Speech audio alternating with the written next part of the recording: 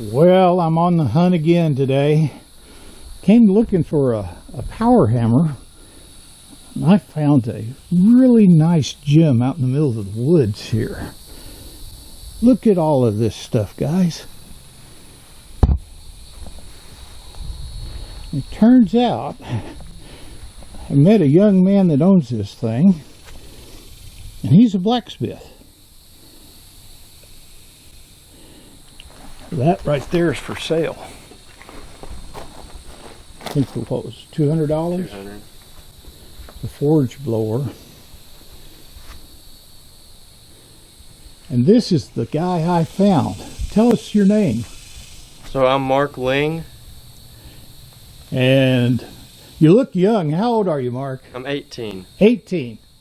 So. I am so happy to meet you. I remember when I was 18. I wasn't out here beating hammers and stuff like that. I was chasing wild women, but I learned. Right. I came today to look at this power hammer. It's got two of them sitting here, both little giants. The one on the left's a 50-pound, and the one on the right is a 25-pound. The 25-pound's not for sale right now. 50 is, and I'm considering buying it. Just got to find some money. But this is his shop. So the structure was on the property. Mm-hmm. You didn't build that, but you've been building you a blacksmith shop inside. Right. It looks like it was already partly a blacksmith shop, was it? No, it was a barn, and there's two stalls here between these posts that we had to tear out. And before I had my stuff in, it was just filled with mainly just junk. So now it's filled with my junk. Your junk? My junk. But this is your full-time job? It is. This is cool. One of the things he was showing me is he makes and sells hammers. Unfortunately, I thought every person in the world, especially by the age of 18, knew about YouTube, but apparently I've got some teaching to do to him. These are some of the hammers that he makes. Got a 3-pound, and this is like a 4.5. 4.5 pound. He finishes them, makes handles in them, and sells them.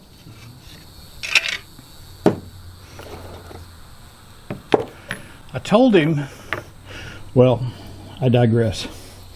When I first talked to him, he said that if I was driving anything bigger than a 2500, it would be hard to get through his driveway. Boy, he wasn't kidding. I'll show you that. But I've also told him that they invented something called an axe, and I'm sure he could make one, right?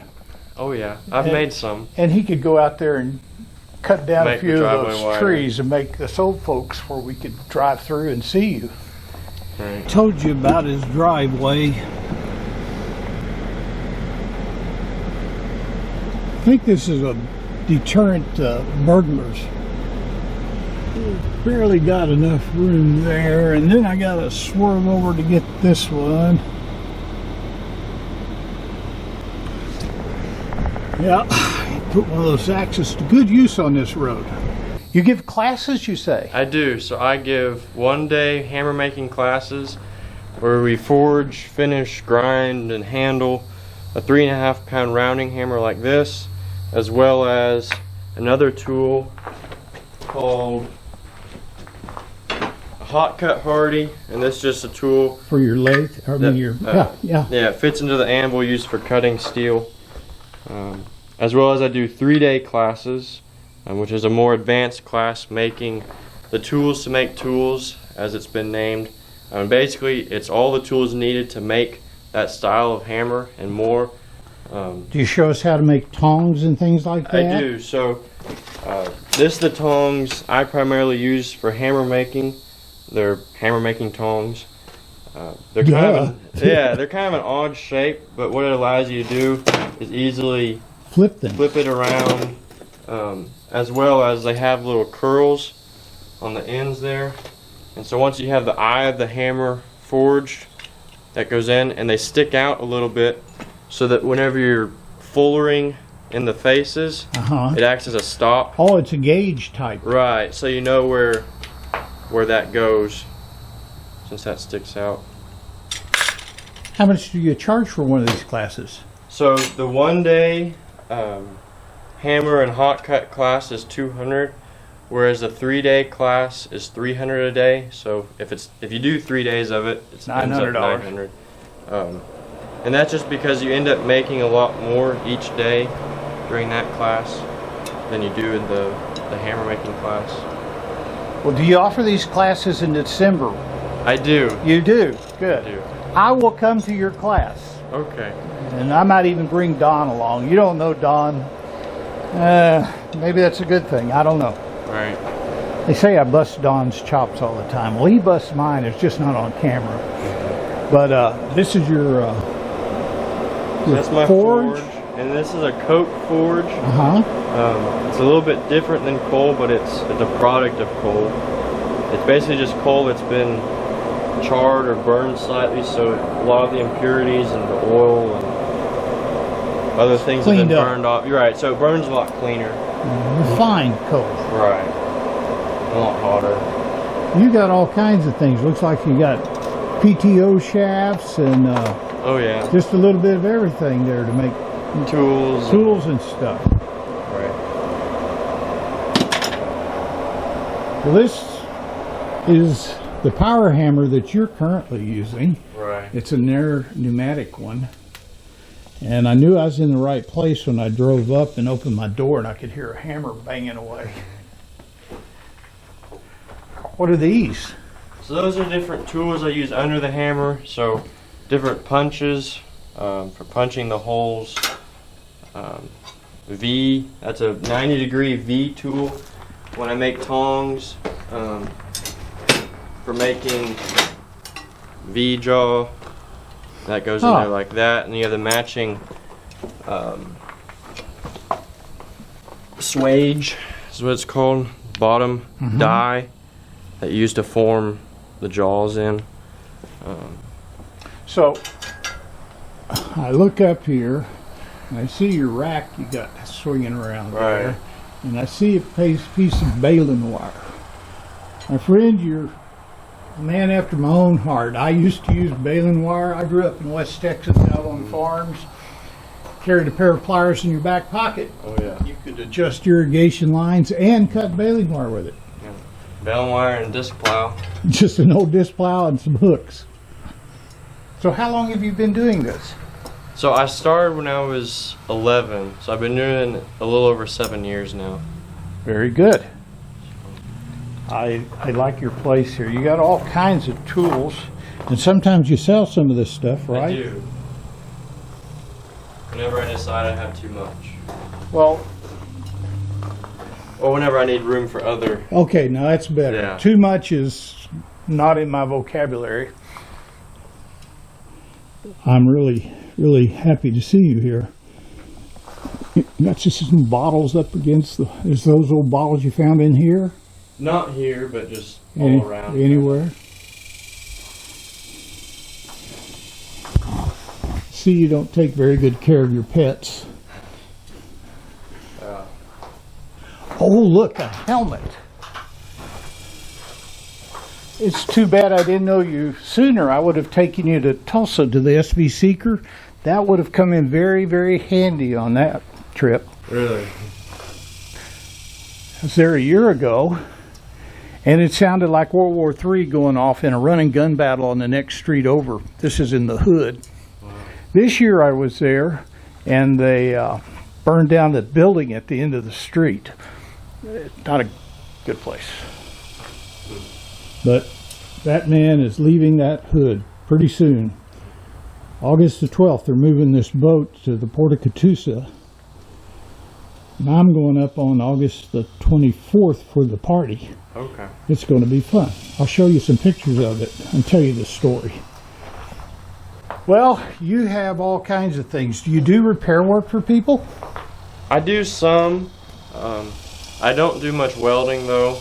Okay. But I'll do if things need straightened or things need blacksmithing type things. Right. Okay. Moving metal. You make well, I move metal. on rollers and stuff like that. Oh, you mean heating it and moving it? Right, heating Okay. it and bending it, shaping it, thinning it, making it thicker. Call it the Cracker Barrel of blacksmith shops. The Cracker Barrel. Looks like Cracker Barrel when you walk into this. Cracker Right. Barrel, for those that you don't know, is a restaurant. They served me burnt macaroni one time. It was the last time I'd ever been in there. Did you make your belt sander there? I did not. So that's one I bought from a man actually in Canada, Toronto Blacksmith. He's mainly an axe maker, but he was selling those grinders. Uh-huh. And this one I had gotten off Facebook Marketplace. I don't remember what brand it is, but they're Well, both good. these are more like what I can do. I've got a machinist Right. shop, and we do welding and all kinds of stuff just for fun projects nowadays. Mhm. But I've got an anvil and a body hammer. Okay. That's the limit of my blacksmithing stuff right now. That's why I was looking for a power hammer.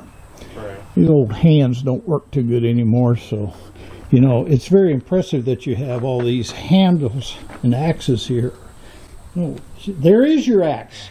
Well, I can go cut that tree down for you.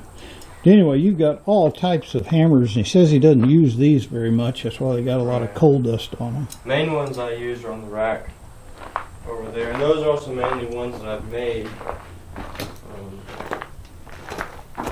That's probably my most used hammer. It's a 4.5 pound rounding hammer. Uh-huh. There's a round face and flat face. Well, there's a whole bunch of different ones. Cross teens. This is a straight teen, so that just turn the other direction. Smaller rounding hammers. It's a 2.5 pound. On the other scale, you have the larger one. That's a little over 7 pounds. That's enough to break my arm. Persuades most things. Yep. All different punches and chisels and different tools for doing more of decorative work. You know, there's like an eye punch for doing mainly horses, horse faces, and animal faces. So like metal carving. Right, just about. This is a 3D horse, so you can see the eye punch there. Cool.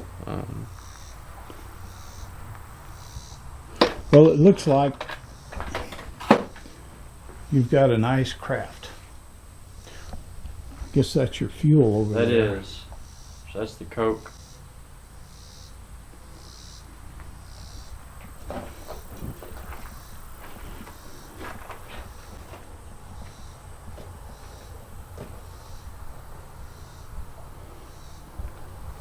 Now, what the heck do you got that in here for? Cooking or staying warm? Well, in the winter time, I used it a few times when I wasn't forging. When I didn't have the forge going for warmth, but I do use it when it's cooler out for cooking sometimes. If Don and I come take your class during the winter, could we put a stool right there between the two? Yeah, He doesn't like the cold anymore. If we could accommodate him? Okay. we can do that. Give him a bucket. Those look like work down there too. I'm more into the automated Right. hammering type thing, and we're going to have to talk about this thing a little bit. It says this is pretty good, but needs to be restored. Need to take it apart, fix it, put a new linkage. It doesn't have a motor.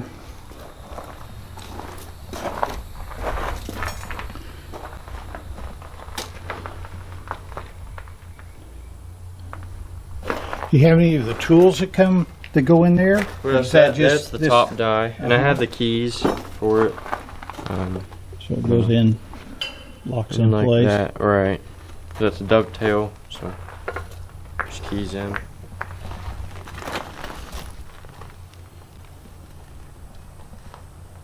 Needs a motor. You just got this. Trying to stay away from building a homemade one, Right. which And this is a Of lot course. cooler too. Mine's not homemade so much as shop made. Right.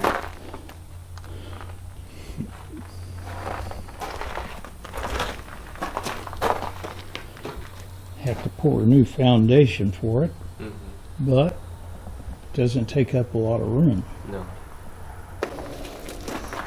How do people get in touch with you?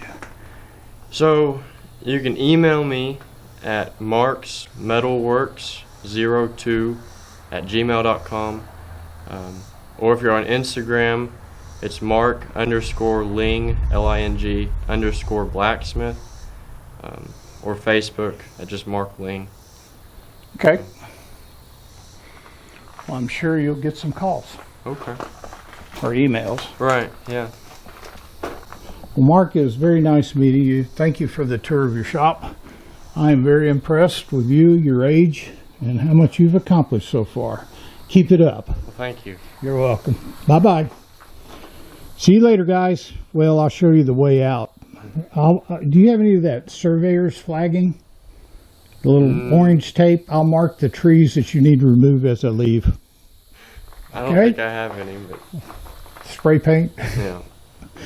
Just give me an axe and I'll notch it for you. Okay. Something. Thank you. Yeah.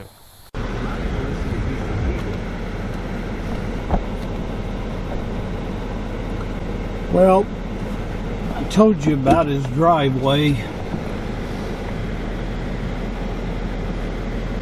I think this is a deterrent to burglars. Barely got enough room there, and then I gotta swerve over to get this one. Yeah, put one of those axes to good use on this road.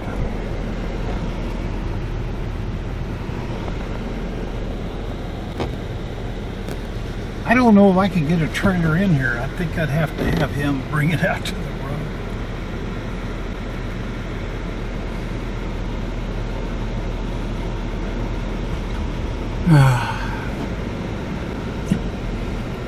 All right, free at last.